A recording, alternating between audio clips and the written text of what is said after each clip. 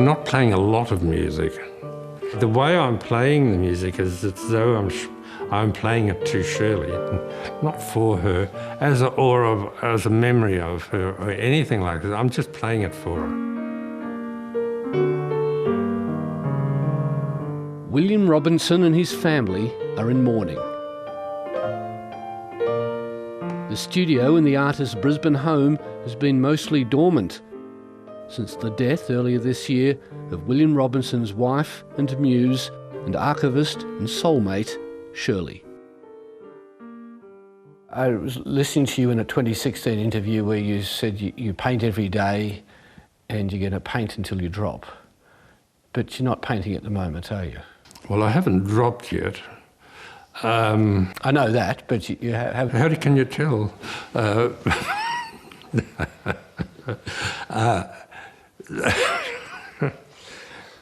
Well, that's about it, but I mean, you still get up in the morning and you intend to paint. It's just that sometimes I scribble, but I haven't got to the paint yet. As the family comes to terms with their profound loss, they've agreed to a new exhibition dedicated to the woman who made all this possible. Shirley was a deeply private person, but she also understood that Bill's art is for a public. And while she never actually sat as a subject for Bill, ever, her figure is throughout his work. She was reserved, self-effacing, gentle, forthright. Shirley makes a tentative debut in the early still life paintings and begins to take centre stage in the Farmyard series of the 1980s. You've admitted it was a fairly disorganised farm. Did Shirley bring order to that chaos? As much as I allowed her to.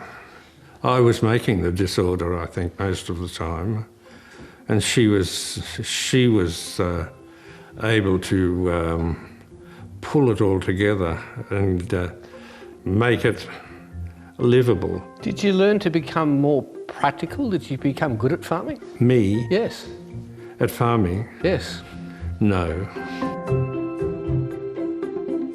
Shirley was the competent one and she managed Bill. You know, I used to jokingly say that we all needed a Shirley. And although we didn't see as much of Shirley as William Robinson moved into landscapes in the late 1980s, she was still a presence. It was around this time when the couple lost 2 children and Robinson's art took on a grander scale. And what that does to you, I don't know. But it doesn't turn you into a mystic. It turns you into somebody who comforts and holds onto your friend and partner, as it were. Because of what happened to our lives, I was able to gain some comfort in the eternal existence of nature. Some of these works have never been shown in public before. Most of them involving Shirley were never intended for sale. What would she make of this exhibition? Well, I'm not sure. She was a very private person, you see. If there was ever an opening, I can never find her. She didn't have a red hat on somewhere that I could recognise her. She would just disappear out of sight. I would be left to explain my pictures. I found it quite hard to write about and talk about because it's Bill's art, this exhibition, but it's Shirley's life. Good afternoon. How lovely it is for us to be together for this very special occasion. Family friend Dame Quentin Bryce opened the exhibition at QUT's William Robinson Gallery. It's a story of a marriage of true minds, of lifelong companionship, of enduring partnership. Shirley, ever present in Bill's life, in his art, every step, every stage. It's a poignant time for Dame Quentin, having lost her own life partner, Michael, a year earlier.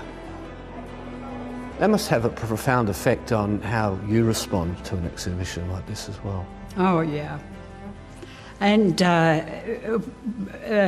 Michael and I treasured our friendship with the Robinsons, seeing so much of his art, talking about it. It's a great privilege to be in the studio of an artist.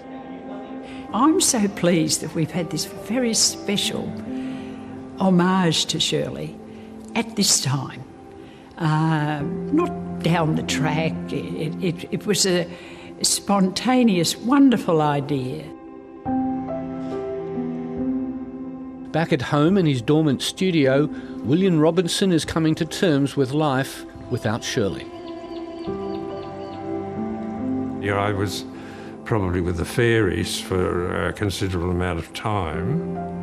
And now you crawl out of this and realise that you're not living in some sort of a cave. You've got to sort of communicate with everybody, but you've got to pick up ready to